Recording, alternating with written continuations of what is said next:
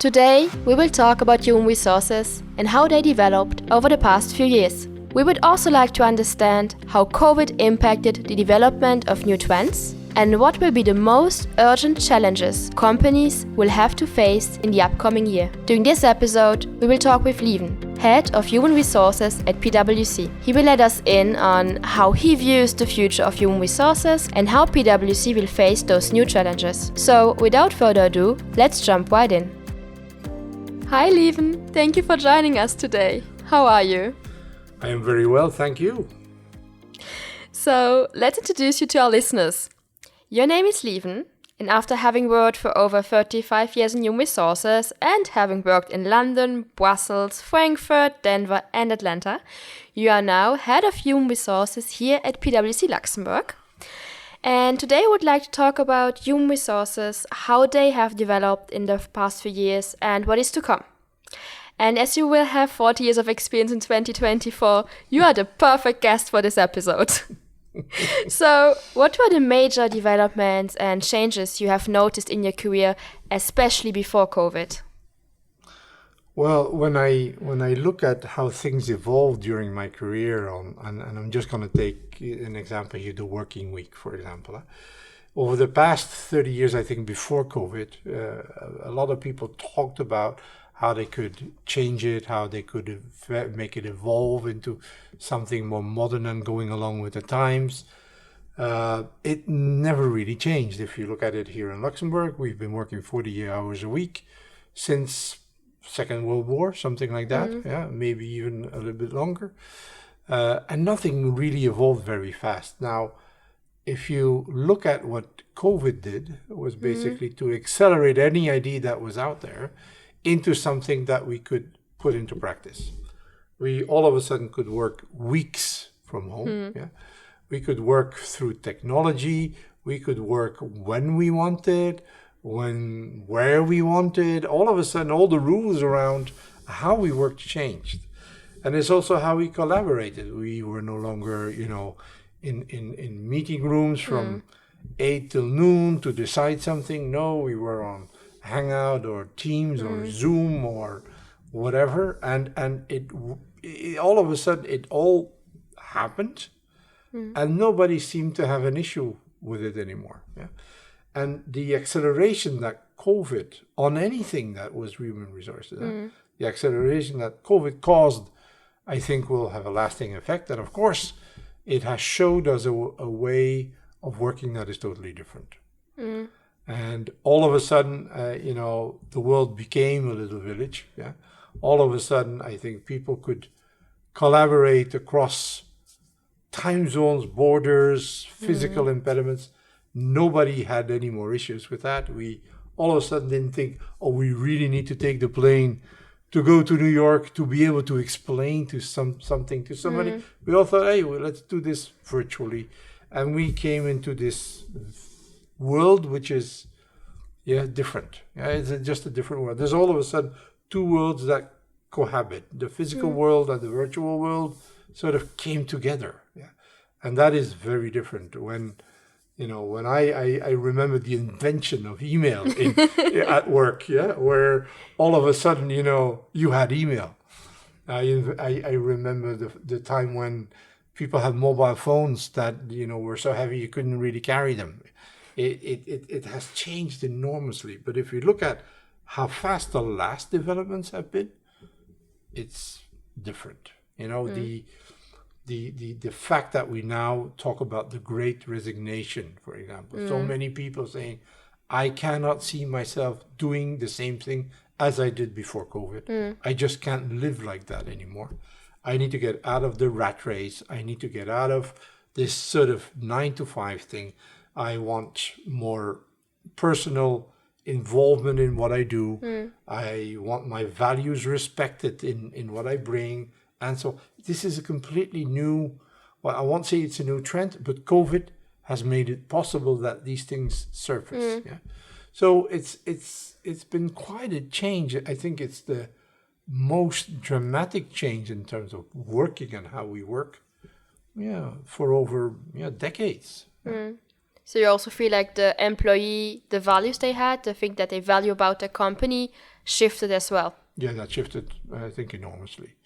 I think people before COVID sort of worked because, of course you have to earn a living. Yeah, you need to get through life somehow. Yeah, so that was one way of doing this was going to work, and you try to get a good position and a good work and something interesting and all of that. But if it wasn't the case, you would probably take your time to look at, can I do something different? Do I need to reschool?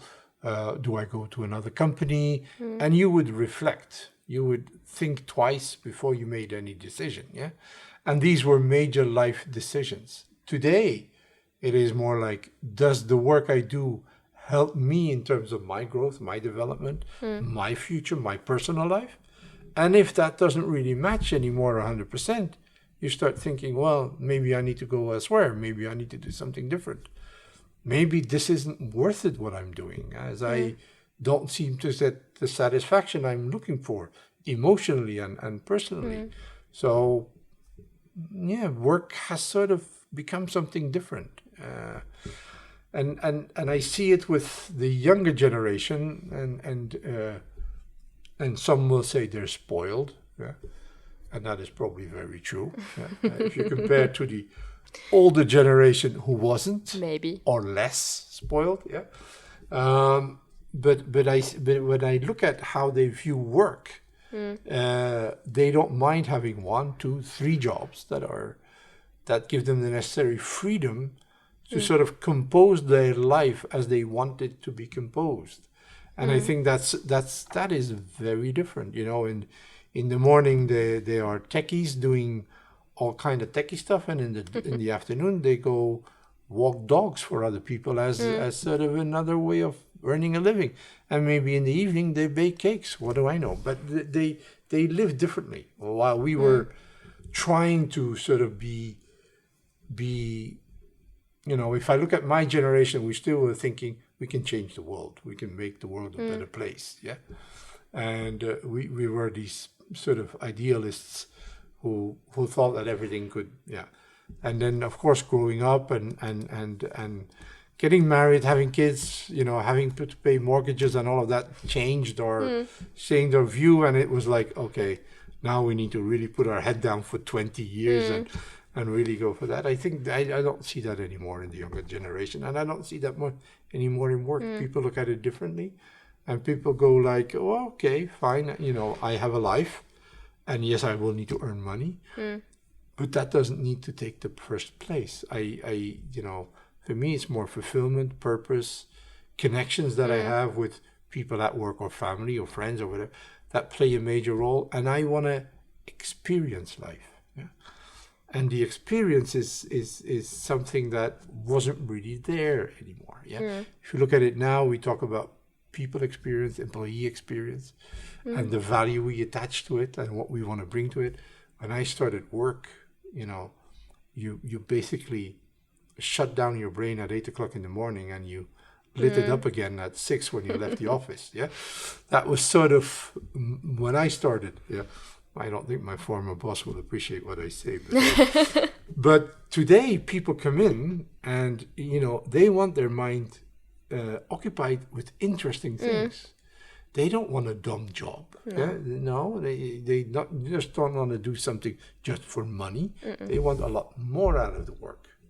And I think COVID has emphasized that enormously. I think people are now waking up and say, is it sensible what I do?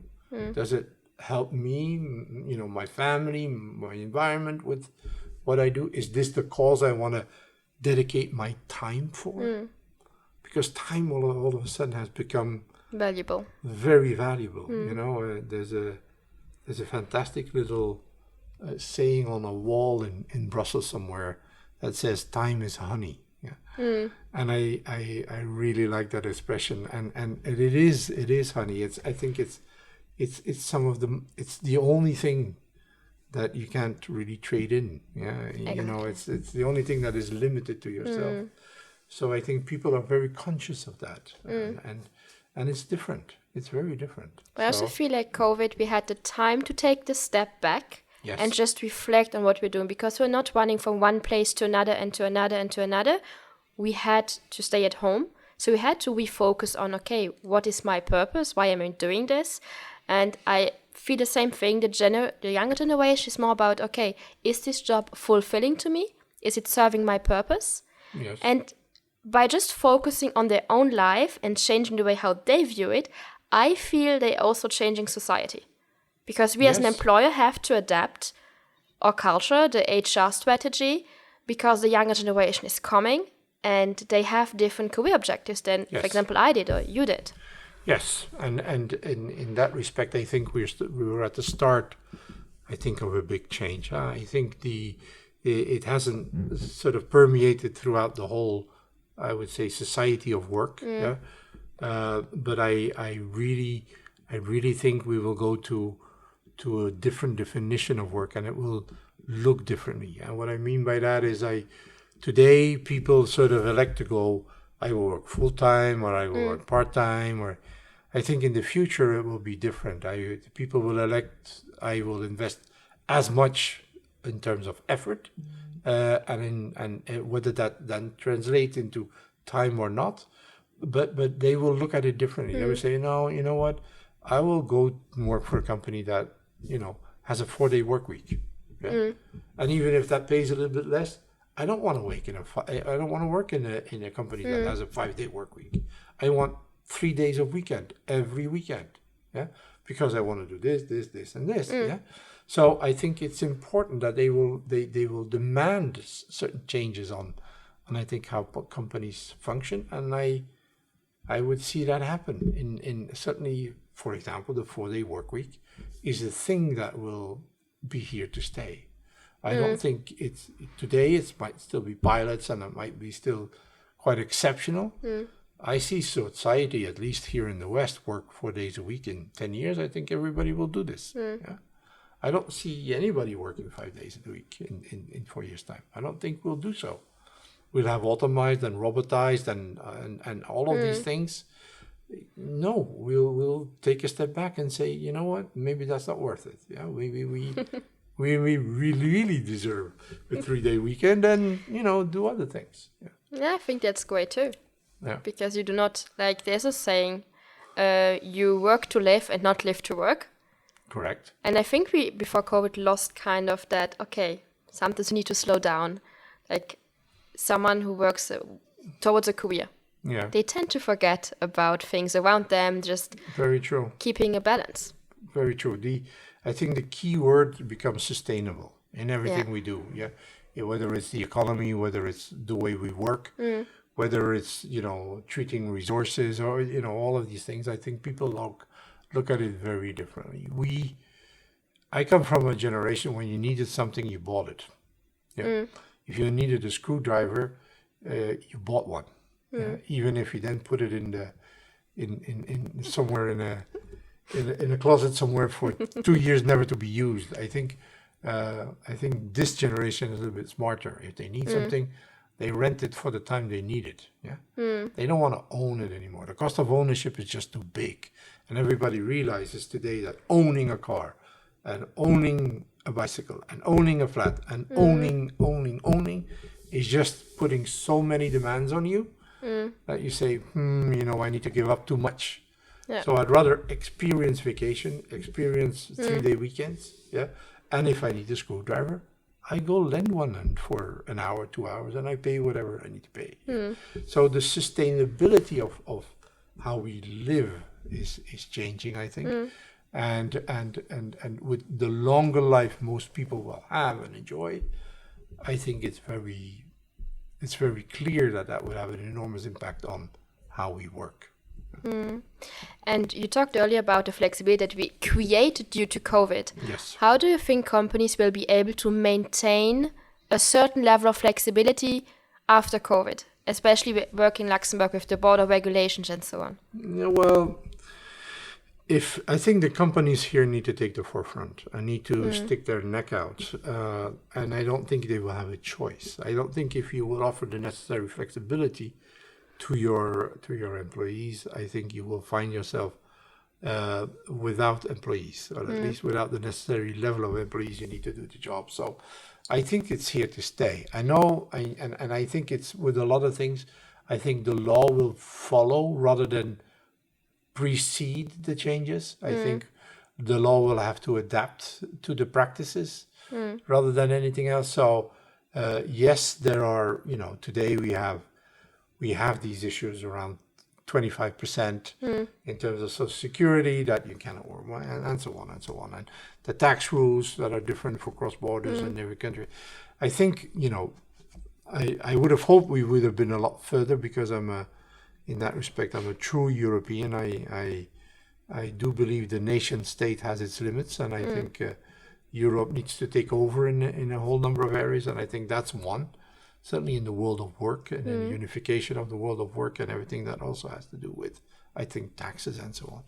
There's a task for Europe to do, but I see this, changing over the years, because I think it will be, for the tax authorities and for the administration and for the Social Security administration, it will become impossible to continue to put these strict limits on how business is really done. I think that is something that will definitely change. Yeah. Okay. And as a last question, let's focus on PwC. How do you see that we have to change to accommodate those new values and face the flexibility? So what are we putting in place? Well, one of our, if you look at our employee value proposition, and how we describe it, and there's 5 main buckets. And next to valuing and caring for our employees, and inclusive leadership and team mindset and these things, we also talk about leading edge flexibility, innovative and leading edge flexibility. I think we as PwC here in Luxembourg have not only the privilege, but also I think the absolute mandate, I would think, to because of our size, because of the societal impact we have, to showcase what flexibility could mean. And I think we've been showing over the past, I would say 2 years, enormous amount of flexibility, and not only due to COVID, but what we've learned in COVID, we want to keep what is good, and we also want to find again what we lost. That's not excluded, that they're not mutually exclusive, but we want to keep that flexibility, and flexibility will always be high in the way we organize ourselves. And as you know, for PDMs, we have this on a weekly basis, that we allow people to work sort of whenever it suits them and fits their personal life, in sort of on a weekly basis. For our regular staff, we allow the daily flexibility, so sort of that they can start and stop when they want, and can accommodate for getting kids out of school and all of that. We'll grow probably even more radical in flexibility future-wise when I think the legal framework isn't as restrictive as it is today. But we clearly want to accommodate to everybody's flexibility, meaning what flexibility is for you might not be the same as for me, as for Antoine. But what we will try to do is to make sure that your flexibility and your demand around flexibility is catered for. So you will go to very individualized, and I would say personalized, terms and conditions of employment. So it will no longer be the one size fits all. It will be, how would you like to work, Anne-Catherine, and how can we accommodate that to what we need to get done? And that will be done on an individual basis. It won't be sort of the collective, sort of say, we all start at 9, we all finish at 5, and we all eat the same sandwiches at noon. No. Those days are over. We'll do this differently. And I think it will cater for an experience, a personal experience, that will be unique, and that is what we're looking for at PwC. Wow. Thank you so much, Lieven. I really appreciate getting all those insights. You're very welcome. That's it for today's episode. And if you don't want to miss out on our upcoming stories, hit subscribe and feel free to share. Let us know what you think. Thank you for listening and see you for the next episode of Casual Side.